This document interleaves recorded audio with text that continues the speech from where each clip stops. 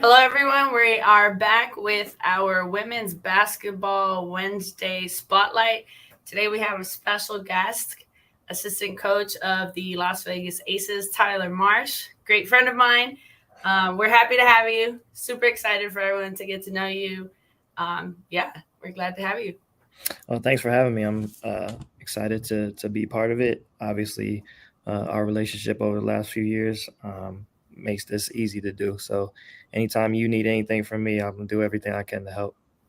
I appreciate that. I had to call you. I'm like, I know y'all 14-1 right now, but Marsh will never big time me. No, never, never that. You or anybody else. That ain't me. All right. So for those of that don't know you, tell us about yourself, your journey in coaching, and then what your role is currently.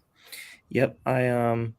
Well, as you mentioned, I'm a assistant coach, head of player development with the Las Vegas Aces in my second year here in the W and with Vegas. Um, my coaching journey uh, kind of started very basic. I started as a grad assistant at Texas Southern University. Was there for all of maybe 2.5, 3 months, and prior to taking that spot, I had interviewed for a few internships within the NBA. The NBA has kind of been a dream of mine my entire life up to this point, and it's like I was willing to do whatever, whenever, however to get there. And so, my first opportunity, we actually got invited to a workout um, at the Rockets facility. Texas Southern is in Houston, not too far from where the Rockets play and train at. So, the staff got invited to a workout.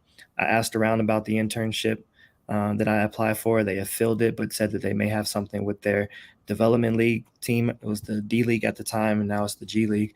Um, and so they asked if I was interested. I said, yeah. I met the head coach, and he invited me to a couple of workouts for the rest of the week and assisted in those workouts. And he offered me a spot as a player development coach on their G League team.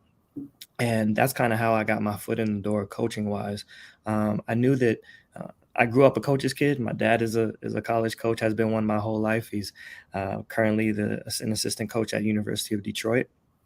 And so I grew up around the college game, and I knew what that life kind of was about, just being around and observing, being around my dad all the time. And so, but I kind of wanted to carve out a niche for myself.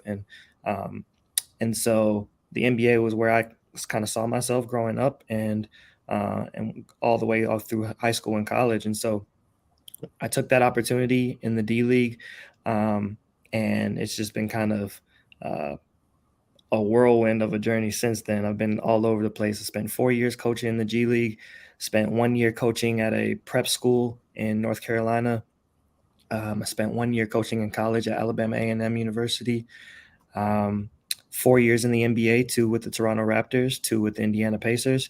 And those were the two teams I was with prior to coming here to Vegas with Becky Hammond and the rest of the staff here in the W. So it's been my first year was 2012. We're in 23 now, so 11 years, been in virtually every league possible, and so I'm enjoying the ride. For myself, um, it's more about being purposeful rather than a destination for me. I just want to be impactful wherever I'm at. I love the game of basketball. I love people.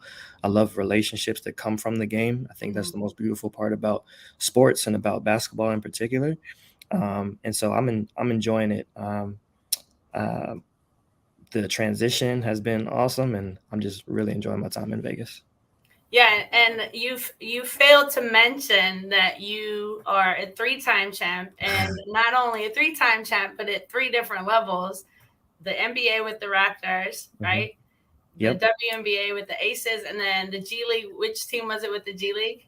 Yeah, so it was the Rio Grande Valley Vipers, Yeah, and so they're the D League team or the development league team of the Houston Rockets. And at the time, Nick Nurse was the head coach there, who was the head coach that I worked with in Toronto when we won a championship there, and he's now the head coach of the Philadelphia 76ers. So, yeah, I've been blessed to be around great organizations with great coaches and ultimately great players. So again, I've just been blessed to have that be part of my story and part of my coaching journey. Yeah, and in the words of Asia Wilson, was the celebration in Vegas more lit than all the other ones? It's hard to compare. Uh, it was great because you knew that we did something special for the city. It was the first Yeah. time professional sports organization brought a championship to Las Vegas. So being a part of this city and this state's history has been awesome. I think that the other cool part about not just winning the championship, but being part of this organization is we're, in a way, trendsetters. I think that if you look 5, 10 years down the road at women's basketball and at the WNBA and at sports in Las Vegas, I think that we're doing things in a way that's laying the blueprint and the foundation of what's to come. And we're trying to think out of the box. We're trying to be progressive, and we're trying to move the game forward. And so that's what made this experience special last year and heading into this year. And in Toronto, it was kind of the same thing. It was awesome being a part of history there too. The first championship, NBA championship to that country as well and to that city. And so, again, it's just been I've been so fortunate to be around amazing people that have helped kind of create an environment that makes you want to be around and that makes you want to work hard and serve others. And so when you do that, things just kind of align naturally. And for me, I'm a God-fearing person. That's how I was raised. That's how my family is. And so all blessings go to him. And I think that if you stay true to who you are and to what you believe in, things will work out in a positive way. Yeah, and it just goes to show with the facility that you all are in, new facility, you're setting the trend of, hey, women's basketball deserves, top notch facilities, and because they're performing and they're great athletes, and it's picking up traction. And so the facility, I saw the video of like the tour, it's awesome. Yeah. I know we've had conversations before, but what are some things that you see the difference in the WNBA and the NBA that you think the WNBA would benefit from if they continue to transition a lot of the perks from the NBA into the WNBA? Yeah, I think that the top of the list is when it's something that you're hearing more and more on a public platform is the travel. I think a consistent plan for travel that allows us to fly private and not have to deal with everything that comes with commercial travel, I think is huge. You have a top-notch product in women's basketball, and in the WNBA, you have high-profile athletes who deserve to be treated as such and deserve to be treated as stars. And so I think there's headway being moved towards that. I'm hopeful for it, and I know our players are too. But I think that's kind of where it starts. You want to, I think one of the big differences between NBA players and WNBA players is there's really no offseason for the WNBA. A lot of these players, 75% of the league is going overseas as soon as our season is done. And then when their season is done overseas, they're right back into training camp. And so it's a year-round process. And so I think adequate travel in that respect is kind of limits the wear and tear on their bodies that they sustain throughout multiple seasons in the course of a year.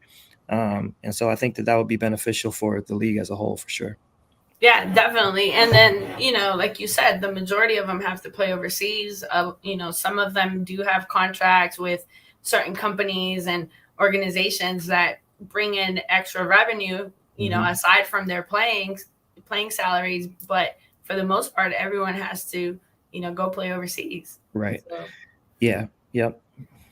Okay. So again, you and I have had conversations about this, but what were some things when you were with the Pacers and this opportunity came up? Mind you, I was like, yo, it's Becky Hammond. Like, if you don't take it, I'm going to punch you in the throat. But at the end of the day, what were the deciding factors for you because I know one of the concerns was if I leave the NBA, it might be difficult to get back in, right? Now you're a national champion. Your resume is amazing, and so it'd be stupid for someone to not take a chance. But that was one of the concerns. What are some other deciding factors that you took into mind in making the decision to jump from the NBA in a male sport to the WNBA and on the female side? Yeah, I think that just from a personal perspective, my wife and I at the time had just found out that we were expecting our first kid, and so um, there's a gamut of emotions that come with that, and so you start thinking about, okay, what does what does it look like having to go through the whole moving process that we had just been through, coming from Toronto over to Indiana. What does that look like with a newborn? What do the different lifestyles present as opposed to going from the NBA to the WNBA was kind of the um, positives and negatives from each side. That's just from a personal side, and then um, from a professional side and a work perspective, it's um, I mentioned earlier that the NBA was a dream of mine. So there's Mhm. a little bit of push and pull from that perspective, just in the sense of this is what I worked for my whole life to be in this position. To now I'm with an NBA organization, not just any NBA organization, but one that I grew up loving. I'm a longtime Indiana Pacers Yeah. fan. Um, Probably not many of us out there outside of the state of Indiana, but Reggie um, Miller, Reggie Miller era. right. And so um, it was just I was feeling pretty comfortable where I was in my career, and where I was standing within the organization. But when this opportunity came along, and I started to develop a relationship with Coach Hammond, it was um, again, it speaks to um, how I try to live my life and be purposeful and impactful. And just we were speaking the same language when it came to basketball and when it came to life. And for me, that was God talking to me and telling me that this was something that I needed to look into. And so when she kind of talked about her vision for what we could do together, and for what she sees the opportunity for herself being in Vegas. Things kind of just aligned in that sense, and so I wanted to be a part of something that was bigger than just myself. I wanted to continue to grow as a coach, and being part of her staff and having the amount of responsibility that I do here in Vegas. It's a blessing, and it's something I'm grateful for. That's certainly aided in my development as a coach. Mhm. Um, and looking back a year and a half later, I couldn't have made a better decision for myself, for my family, for my career. Yeah, and not only that, but, everything that she said to you, you said resonated with you, but she's also a mother and, family oriented. And you see videos of, her children at practice, and, Mhm. your son with the little makeshift ring, and, and you see your son, Asia Wilson, at the press conferences, with your strong baby. Yeah. So, those are things, like you said, they're intangibles that at the end of the day, they make the decision easier, because you say, okay, this person is going to understand my work life balance. Yep. Yeah. Yeah, I mentioned that it's a year-round process for players, just going from season to season. But for coaches, it's a little bit more of that work-life balance that you have in the W as opposed to the NBA's. Yeah. NBA is a long season. You have twice as many games. Then you're going into playoffs if you're one of those 16 teams, and right after playoffs, you're getting ready for the draft. Right after the draft, you're getting ready for summer league. And then right after summer league, you have about 2 weeks before training camp, 2 or 3 weeks before training camp starts, and you're right back at it again. And so um, uh, we love it here in Vegas. We love the opportunity that it presents on and off the court. Obviously, it's big for me being a present father and someone who wants to be there as much as I can for my child and for my wife. And so um, this opportunity has brought a lot of those positives for us when it comes to basketball and when it comes to home life as well. Yeah, and I was listening to an interview, I forget who it was recently, and they said how the stigma of basketball coaching is that you sideline all of that. You put Hmm. everything in the back burner, and you focus on your career, and you're career driven. And Hmm. you and I both have been in this field for many years, and we've been career driven, and there's been a Yeah. lot of things that had to give in order to, continue to be in this field. But what he was saying is that it shouldn't be that way, because the people whom you mentor, the players and the coach, the assistant coaches and anyone, they need to see you in the light as a father, as Yep. a husband, Like I Mm. love that Kelsey Plum, shared her marriage, because Mhm. young women are looking at these women and saying like, okay, hey, I can be an elite athlete Mhm. and still have a family and still have, a real life in a Mhm. sense. And so I love that you share your fatherhood journey. Mhm. I love that you share your marriage. I know you're in the limelight and you share as much or as little as you want. Yep. But from being a boy mom, Yep. having someone like you that he can look at and say, hey, I can be a father, a husband, and a coach, Mhm. and be a good coach at that. Mhm. So I personally thank you for that, because my son needs role models that don't have to sacrifice being a family and Mhm. having a family to be successful. So I just wanted to give you your kudos for that, Mhm. because like I said, I appreciate that, and I appreciate what you exemplify as not just a coach but a father and a husband. No, that means a great deal. I appreciate that, and I always consider myself blessed just being able to have the background that I have, and seeing my dad be able to balance, Mhm. to do that balancing act, as well as anybody that I've been around in this profession is, sometimes. And you mentioned it doesn't have to be mutually exclusive. You can be a great coach and a great parent. You can be a great coach and a great spouse.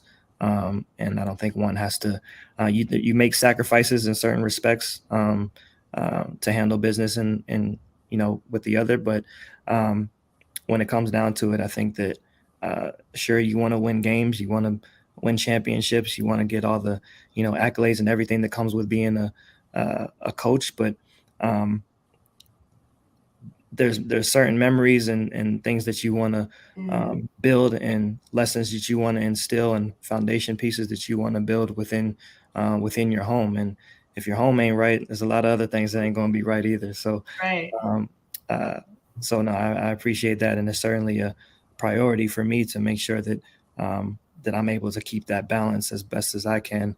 I try not to take too much, uh, from one to the other. Yeah. But my wife is great at helping me balance that as well. And sometimes you need that release. Sometimes you need that release to be able to go home and, uh, Mhm. let your hair down, so to speak. You have the hair. I don't really have that much to let down, but um, it's good to just be Kick your able, feet up. Kick your feet up. right, right, kick your feet up.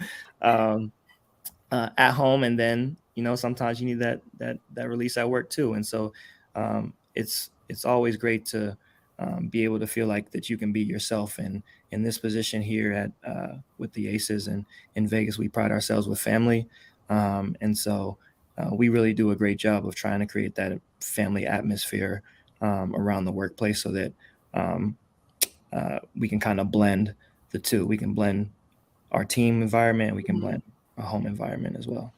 Yeah, well, I'm a big Aces fan, and then knowing all the behind the scenes, like I'm even more of a fan. I'm by default also a Mystics fan, because I'm in the DMV Yeah, area. we gotta work on that, but Yeah, but Aces, I love it, and you're a part of it, and so I love it even more. So we've talked about coaching, and we've talked about how you've been at different levels. So now let's talk about the head coaching realm, right? You had an awesome opportunity. Granted, it was under unforeseen circumstances, but it was a sure, great opportunity. And people of faith, we know that nothing happens, no doubt. coincidentally, Mhm, um, or by chance. It was meant to happen, and you had the opportunity to be able to be a head coach. mhm, Walk me through mhm, the moment when you were told, you know, mhm, we've talked, but walk us through the moment when you were told, hey, you're going to be a head coach, an acting head coach, and what your thought process was. And if you had to shift any gears, to get into that, I guess, mode in mhm. a sense. Yeah, it was, certainly unexpected. So our first game of the season was against the Seattle Storm, in Seattle, and the night before, really 2 nights before, leading up to the game, coach sent myself and the rest of the staff, um, a text. And our first two games actually were both on the road. The first was Seattle, the second one was LA. and both of those were my scouts. And so 2 nights before, Coach texted the group. Um, she said, "Hey, Natalie Nakase is one of our other assistant coaches on Mhm. staff. She said, "Hey, I want you to take the LA scout." And so didn't really think much of it. I was still working on Seattle scout, so I Yeah. wasn't trying not to You're like, look all right, months cool. ahead. Yeah, so it was cool. So then we get to the office the next day, and coach sits with us, and she's like, "Look, this is what's going to happen. Mhm. This is why we're shaking things up a little bit. And uh, um, Tyler, you're going to coach the first game in Seattle. Natalie, you'll coach the second game in LA, and then I'll be back the rest of the way." And so, to be honest with you, in the moment, we were feeling for our coach at the time, Yeah. and so it really it took a little bit for it to kind of sink in. Um, we went through practice and everything was as normal. We let the team know what was going to happen, and I think there's a little. It's bittersweet for everyone all around, Yeah. considering the circumstances. And I know the team was happy for the opportunity for myself and for Natalie. But also, we are all feeling for our coach in that moment and wanted to be there for her as well. And so, um, so by the time I got home, it kind of set in. I told my wife, called my mom, called my dad, and my dad probably got a ticket to Seattle before I even got off the phone with him. So it was, Yes, Dad. um, so it was uh, again a Bittersweet. bittersweet Mhm. moment. I think that's the best way to put it. It was a great opportunity for myself, but more so than anything, I think thought process wise, um, it was how do I not let our head coach down? How do I Right. not let our team down? And so I just try to stay true to who I am as a person and as a coach, not try to overthink or overdo anything, because at the end of the day, it's the players that have to go out and Yeah. execute. We already had a game plan put in place, and so um, I just try to keep it simple, to keep it loose, keep it fun for the team. And I know they were excited to get out and play against somebody that wasn't ourselves for once. So they were Mhm. ready for the season to start and for the regular season to start. And so um, they went out and did what they did, and we were able to get a win for coach in Seattle. We go to LA. Natalie did an amazing job in LA, and we were able to get another win. And so um, that's kind of who we are as a staff, as a team. We stick together through thick and thin, good and bad, ups and downs, and we have each other's back. And so that was the a really special moment just amongst our team that we were able to lock in and stick together through that.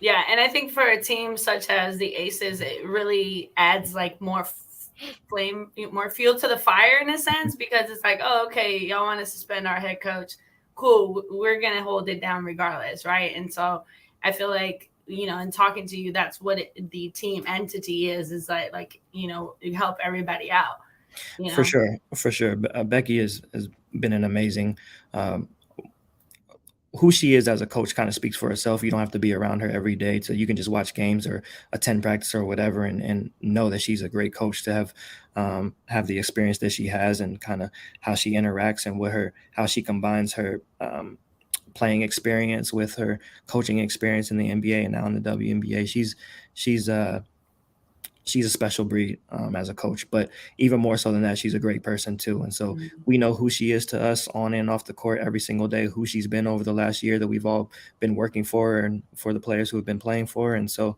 again, we just wanted to do a good job for her and make sure that she understood and she knew that we got her back. So, Yeah. Well, congratulations to you on being undefeated as a WNBA head coach. yeah, Hopefully, the first of many.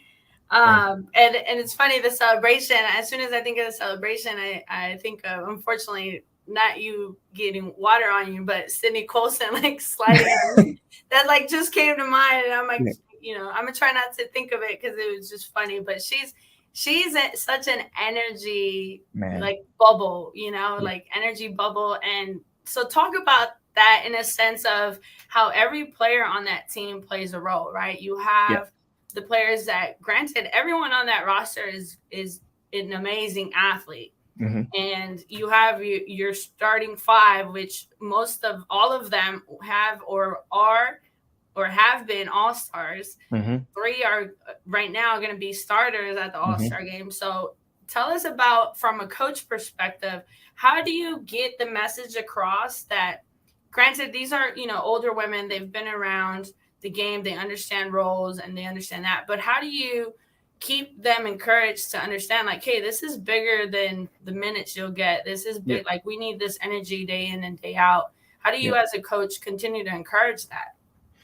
Yeah. I think just going back to last year, I think that um, we coach always talks to our team about playing for something bigger than ourselves, playing for something even bigger than championships. You want to Mhm. do things, you want to set a standard for doing things the right way. And so if you were in our locker room last year, there wasn't really much talk throughout the season of, look, we're trying to win a championship, like championship. You didn't really hear that word all the time. We knew that that was the goal at the end of the day. Mhm. But we wanted to build championship habits. That was kind of what the message was day in and day out. And to do so, you have to approach each day the same. You have to attack each day the same. And so we talked about roles a lot. I think some of it was understood just when the best player buys in, and Asia Wilson, and everything kind of starts with her. She sets the tone when she's able to buy in. It makes it easy for anyone else to buy in. And so um, last year it was there was moments throughout the season where we would go on a 2 or 3 game losing streak, and for a lot of teams that would be a moment where they can kind of make or break their season. And Mhm. for us, we just kind of stuck together. We knew that things weren't going to be easy. We were all coming together kind of at the same time with no off season to kind of build things and build a infrastructure that can be that couldn't be broken easily. And so um, I think that we really did a great job at being able to have buy-in um, through those ups and downs of a season. And you talked about Sydney Colson. There's no doubt in my mind that last year it wouldn't have been the same without her. Just the energy that Mhm. she was able to bring. She led our rookies throughout the season, whether it was coming in on off days and walking them through offense, or assisting them throughout practice and being on the scout team, stuff like that. And then most importantly, she's able to keep the game fun. Sometimes we can, as coaches for sure, but players too, there can be a tendency to kind of be a little bit too serious at times. And we always got to remember that this is a game that we've been part of, whether it's playing or coaching, since we were younger. And so we try to do a great job at keeping the game fun, keeping the days fun and light. I think Becky does an amazing job at um, towing the line of when to turn it on and when to be loose. Yeah. And again, I think a lot of that just comes from her feel as what it was as a player and now as a coach. And that's kind of carried into this year. We got a few new pieces with Alicia Clark Mhm. and Candace Parker and Kayla George. And so they've been able to fit in just fine. I think that we have um, a really great group of people in that locker room, not just players, but people that make the transition, whether you're a new player or a new coach or whatever, it just makes that transition easier. And so through these first 15 games, we've been able to hit the ground running, and hopefully we can keep it going. Yeah, and I was telling a friend last night, Alicia Clark is one of those intangibles players that, Yeah. she'll have a quiet 15 points, 12 points, Hmm. even 9 points, but then everything she does, like coming off the screens, the way Hmm. y'all played last night, Hmm. it was beautiful basketball. And then to just even think that you have new pieces that were added, you wouldn't think so. You would think that everyone has been playing together for a very long time. Yeah. I know a lot of people question Asia Wilson and Candace Parker being on the same team, and like, Hmm. two bigs, and Hmm. how was that gonna look? And it's like they play so well together. Your Yeah. pick and roll game is awesome. Then you Yeah. got the point guard, who's passes. I have to watch the reruns because her passes are amazing. So it's awesome. So sticking to the skill set, right? So Hmm. you're the head of player development. Hmm. Walk us through, let's say a workout with a guard and a post. So let's say, Jackie Young and uh, Asia Wilson. Hmm. Uh, so just me personally, I keep when it comes to player developments, but we'll start the off season. So in the off season, I like to keep it more um, player specific, Hmm. and I have a very collaborative approach to player development. Just I encourage a lot of feedback from the player that I'm with. I don't want it to just be 30, 45 minutes, an hour of me just telling them what to do and how to do things. I want them to kind of have a feel for their own game and a feel for it helps me kind of build that communication, that relationship with them. Um, and there's some players who you have to tweak. Everybody can't do the same type of workout. There's some Right. players like a Jackie Young who needs a little bit more structure in her workout. She likes to kind of have a concise plan of what we're doing and what we're focusing on that day. And um, but then you have a Kelsey Plum who's just a Mhm. little more freelance, and she likes to freestyle a little bit more of her workouts. And so um, and then you have Asia, who is kind of in between. In between, she can get bored if things are repetitive and done the Yeah. same way, but she also doesn't want to be doing a bunch of stuff that she's not going to be doing in games either. So Yeah. I think that's a big piece too, is how to blend who they are individually as players, who they want to be individually as players, and how to bring that into a team concept and a team environment for what our head coach would want, or wants them to be, and how she sees their fit within our offense and whatnot. And so um, uh, with Jackie, who I spend probably the most time with player development wise in the off season. Um, she it's a lot of shooting for her. That's uh, an area to when our staff got here last year. It was a huge point of emphasis that she wanted to expand on, and that I know that Becky wanted her to expand on as well.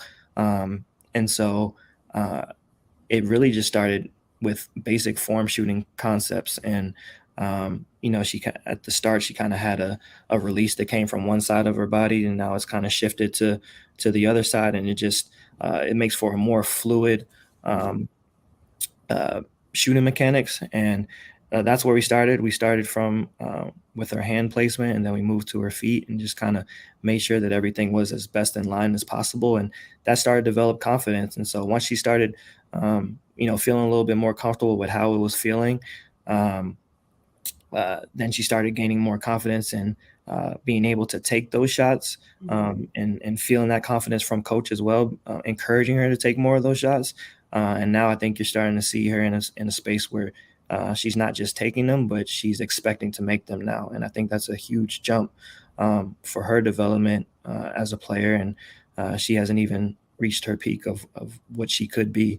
And so, uh, again, whether it's her, whether it's Asia, whether it's Kelsey, whether it's Chelsea, whomever on our team, there's just I say this all the time, there's just a constant hunger to want to get better. And I think the best part of the relationships that we're able to build here is just the trust that we have in one another. That when it comes to player development, it really comes down to that. It comes down to trust. Yeah. It comes down to uh, the the the player being able to know that you have their best interest at heart at the end of the day, and that um, and I'm going to try to I always say, if we're doing something that you don't feel is right, that doesn't feel comfortable for you, let me know and we'll tweak it so that it does.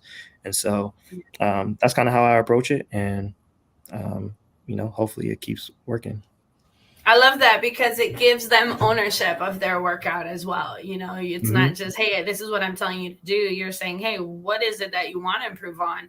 And Hmm. what are your weaknesses? And you have to self evaluate and Yep. really be honest with yourself. And, the commentators last night were giving you your flowers because Jackie came off of a screen and the defender, I think it was Sloot at the time, went Hmm. under the screen, and they said Hmm. last year she would have tried to drive to the Hmm. basket, and she pulled Right. up for a three and hit it. And so they were saying that that she spent a lot of time with you in the off season working on that shot. So I think it's awesome. I think it's something that coaches need to take into account, that the same practice plan or the same workout plan is not going to work for every single Hmm. athlete. Just Yep. like if you're an educator and you're a teacher, like everyone has different learning styles. It's similar to basketball. Some you might have to sit and watch film and say, hey, look, this is where you need to do this. Others Yep. you have to walk them through it, and others you might have to, hold their hand. So I love that approach. Yeah, no, I appreciate that. And then, kudos really goes to Jackie and her work ethic. You can, as a coach, and as being a coach as well, you can come up with the greatest game plan, the greatest strategy, or Mhm. whatever. You got to have players that have the willingness to go out and execute, but you also have the players that, or need the players that have that work ethic. And we have a group um, that loves to be in the gym, that loves to work, that loves to get better. And so that makes our job as coaches a lot easier for sure. And just to kind of piggyback on that is uh, in season, it's workouts in season are kind of catered more towards team concept, Mhm. and whether it's ours or whether it's who we're playing against. And so the workouts then may lean more towards, okay, when we have this upcoming game and we know that this team likes to do whatever defensively, our workouts then are going to be predicated on how do we exploit or attack what they do defensively. And so um, that's just kind of how I see it, and kind of how we do things here. But um, whether it's player development or any form of coaching, there's no one way to do things, but that's just kind of how we do things. Yeah, no, and I'm glad you addressed that during season it becomes more of a team entity thing, because Mhm. I feel like a lot of players, and players that are listening to this, they need to understand that, as coaches, the off season is when you really really work on the individual skills, and Mhm. during season the practices are focused on scouts or, Sure. um, team the team identity, but then Mhm. you also have to put in the extra work. So I know that, you said you had workouts this morning. So then aside from practice, Mhm. what are some things that you see? Granted, your whole team is full of elite players, but what are things that really separate the great players from the good players that you've seen, whether at the NBA or WNBA or even G League?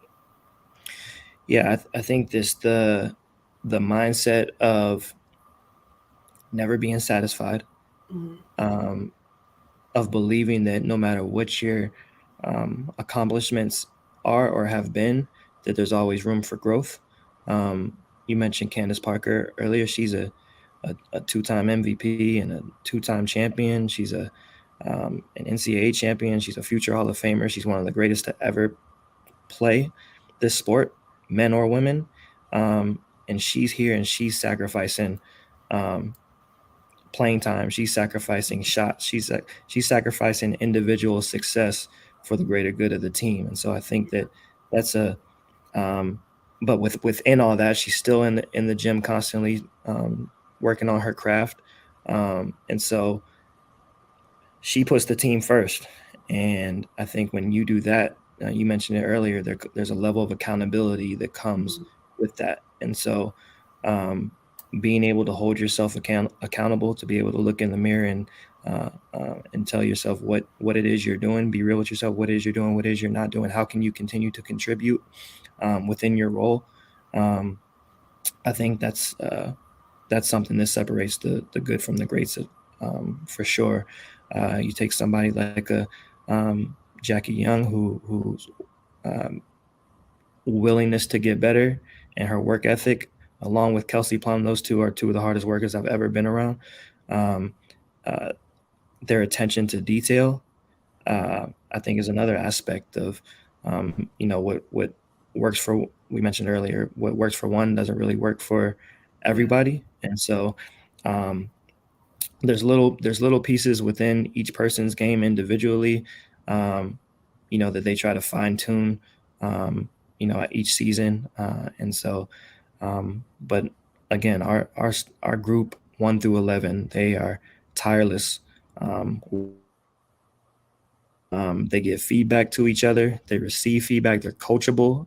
That's probably maybe the most important thing is they're coachable. They're able to take criticism and feedback, and that starts at the top. And um, I think that they're extension of coaches as well. So when we're out there, whether it's during a game in a timeout or at halftime, or whether it's in practice, like I'm constantly asking Asia, what are you seeing out there? What are you feeling out there? I'm constantly asking Chelsea.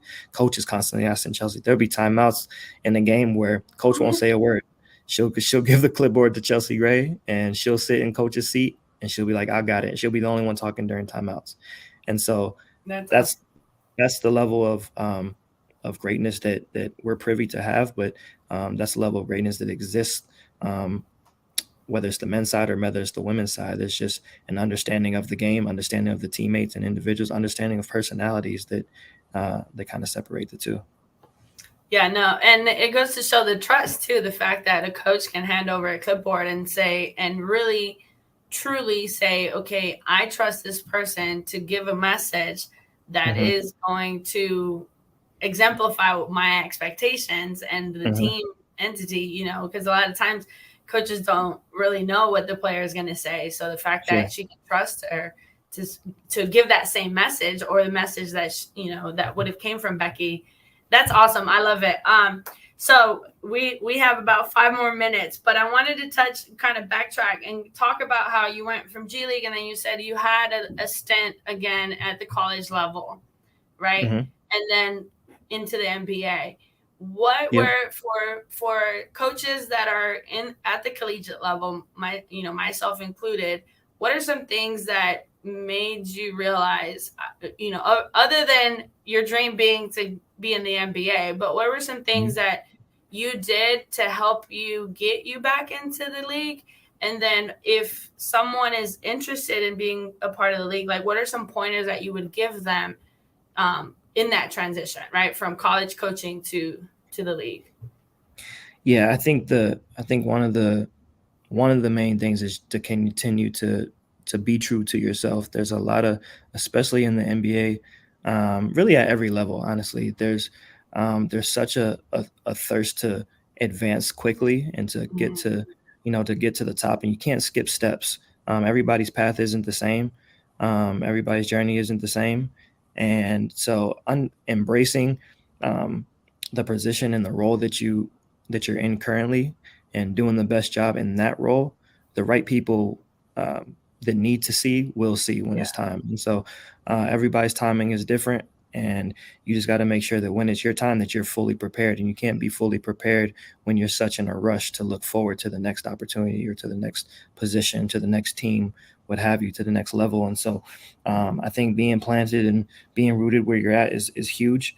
I also think being open um, to other avenues is big too. For me, my first opportunity in the NBA was as a video coordinator, Yeah. and um, I didn't have a ton of video experience at the time, but once I knew that things were trending in that direction for me to be able to have that position, I did everything I could to try to um, tune up my video experience as best as I could prior to starting on the job. So there are other video coordinators that I had relationships with um, from my time in the G League and in college and what have you. And I flew to see them and had them kind of train me on the fly a little bit for areas that I wasn't so comfortable with. Yeah.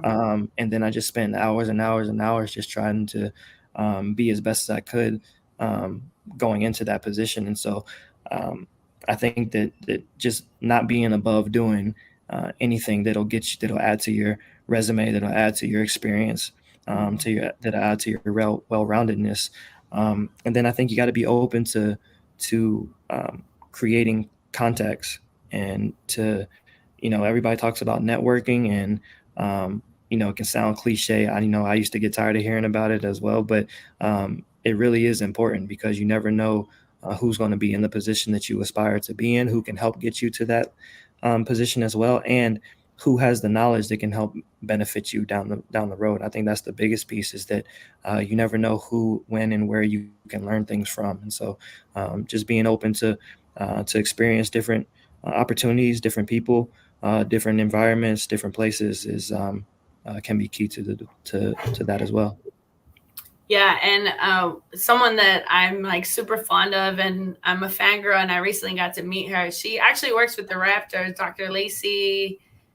I forget her last name because I just know I've her never like. met her, but I know exactly what you're Yeah, talking about. so Mhm. I had the opportunity to sit in on, a panel, and one of her recommendations or suggestions was, hey, be dope where you're at, and that's Mhm. literally what you're saying, like be dope where you're at, because if you're killing it where you're at, people will take notice, and then they'll say, be the sportsstars of the team. He video coordinator, and now in the NBA playoffs, and then the Brad Stevens that were a D3 player and then just moved up and now GM. So there's definitely, I like to say, I've never seen hard work not pay off. Like, sure. That's usually what it is. So we're finishing up. I do have a question for you, because I was talking to one of my coworkers, and I'm a San Diego State alumni, and I know when you were with the Torontos, I actually want to hear your opinion. Do you think Kawhi Leonard is actually funny, like in real life, or is it just he's very serious? Like, I had to ask you that. No, he's actually funny. He's funny in like it's like he's funny in moments where you don't expect him to be funny. Okay. Like I think he's funnier in those type of kind of off the wall moments where you're expecting kind of a stoic and serious Kawhi, and then he hits you with something that gets you to laugh, and then he may laugh at his own joke, which makes it that much more funnier. And so I'm a funny guy. He doesn't. Yeah, right. So he doesn't talk a whole lot, but when he does, it's he's really not as awkward as the media may make it look. Yeah. He's a normal guy. He's a fun guy, as he likes to say. But no, he's a funny guy for sure. Yeah, I remember seeing him at San Diego State in like the other gym, and he was in there working out, and it was like hours and hours by himself when he was playing at San Diego State. So I already know the work ethic is there. So I totally, completely bypassed the introduction for rising coaches, right? So I'm going to do it now.